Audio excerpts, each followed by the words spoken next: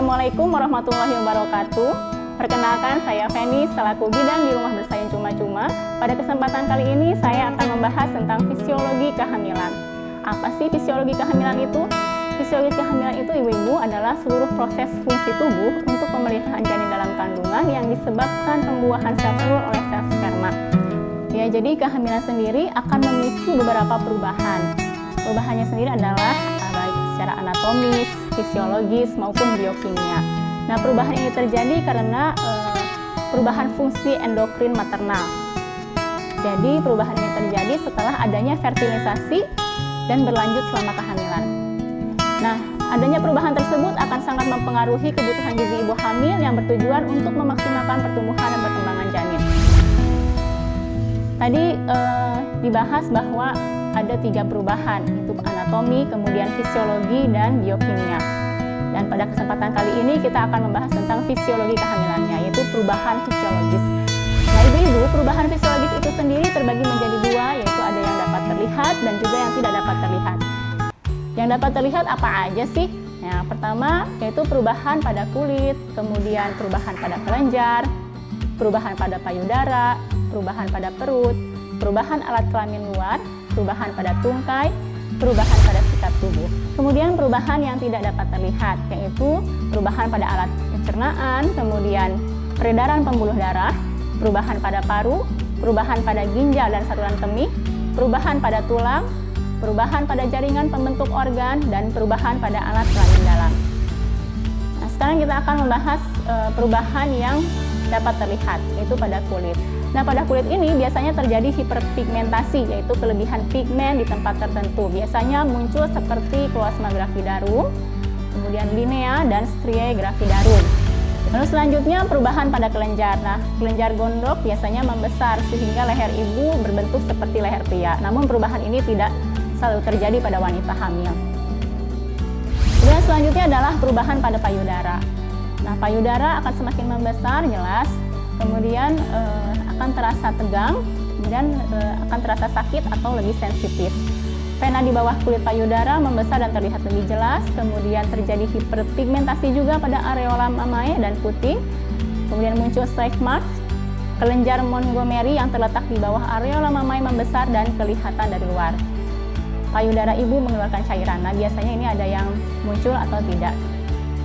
Nah, semakin mendekati masa persalinan, maka perut pun akan semakin membesar. Dan saat hamil tua, perut menjadi tegang dan pusat menonjol keluar, sehingga timbul striae gravidarum dan hiperpigmentasi pada linea alba serta linea nigra. Jadi ada yang garis di perutnya itu berwarna gelap ataupun berwarna putih.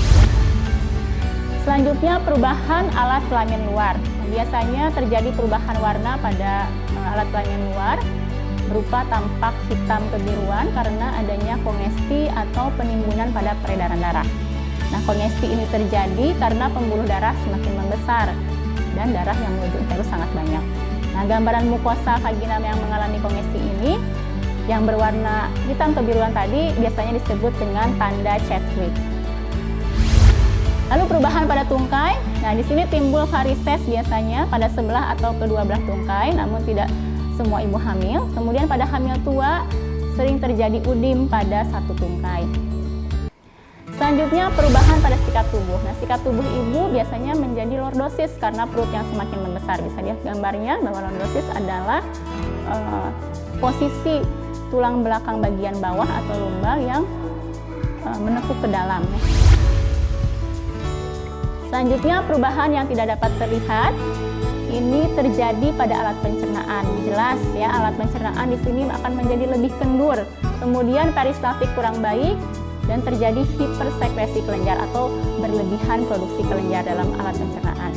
Sehingga akan menimbulkan rasa mual, kemudian muntah, hipersalivasi, dan lain-lain. Nah, peristaltik yang kurang baik ini yang bisa menyebabkan seorang ibu hamil mengalami konstipasi atau susah BAB ya. Selanjutnya perubahan pada peredaran pembuluh darah. Kemudian perubahan pada jantung, otomatis kerja jantung akan menjadi lebih berat karena ada 2 yang harus dialirkan, yaitu ke ibu dan ke janin. Kemudian perubahan tekanan darah. Nah, biasanya tekanan darah ini walaupun aliran menjadi 2 kali lebih banyak, namun tekanan darah ini biasanya akan lebih rendah. Selanjutnya perubahan pada paru. Nah, paru juga sama bekerja lebih berat. Pada kehamilan tua, posisi paru terdesak ke atas akibat uterus yang semakin membesar. Selanjutnya perubahan pada ginjal dan saluran kemih. Nah, ginjal bekerja lebih berat. Ureter tertekan oleh uterus apabila uterus keluar dari rongga panggul. Ini yang menyebabkan seorang ibu hamil mengalami sering buang air kecil. Perubahan pada tulang, bentuk tulang belakang menyesuaikan diri dengan keseimbangan badan karena uterus membesar. Ini tadi setelah dijelaskan. Selanjutnya adalah perubahan pada alat kelamin dalam. Tentu saja semuanya berubah karena sedang mempersiapkan proses kehamilan. Dan terakhir perubahan pada jaringan pembentuk organ. Tentu jaringan ini menjadi lebih longgar dan mengikat barang. Demikian yang dapat disampaikan. Semoga bermanfaat. Saya Bidan Feni undur diri. Wassalamualaikum warahmatullahi wabarakatuh.